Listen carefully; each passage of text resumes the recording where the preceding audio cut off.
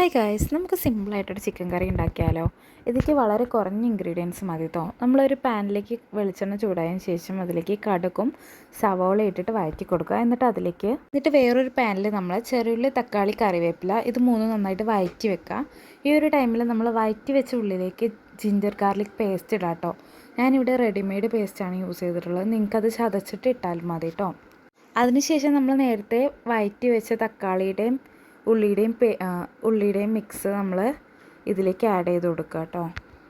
എന്നിട്ട് അതിലേക്ക് നമ്മുടെ മസാലകളായിട്ട് പെപ്പർ പൗഡർ, ഉപ്പ്, മഞ്ഞൾപ്പൊടി, മല്ലിപ്പൊടി ഇത്ര ഐറ്റംസ് ഇടുക കേട്ടോ. നമ്മൾ ചിക്കൻ മസാലയൊന്നും ഇതിലേക്ക് ആഡ് ചെയ്യുന്നില്ല. എന്നിട്ട് ഇതിലേക്ക് ആവശ്യമായിട്ടുള്ള വെള്ളം ഒഴിച്ചിട്ട് വെള്ളം തിളച്ച് വരുമ്പോൾ നമ്മൾ ചിക്കൻ അതിലേക്ക് ഇടുക. നമ്മൾ കറിവേപ്പില തക്കാളിയുടെ പേസ്റ്റിൽ ഇട്ടാൽ മതി കേട്ടോ. സെപ്പറേറ്റ് നമ്മൾ കറിവേപ്പില ഇതിലേക്ക് ഇടുന്നില്ല കേട്ടോ. ദെൻ നമ്മൾ ചിക്കനെല്ലാം ഇട്ട് കൊടുത്തിട്ട് ഇതൊന്ന് മിക്സ് ചെയ്ത് കൊടുക്കണം കേട്ടോ ഇതുപോലെ. എന്നിട്ട് നമ്മൾ അടച്ച് വെക്കുക കേട്ടോ.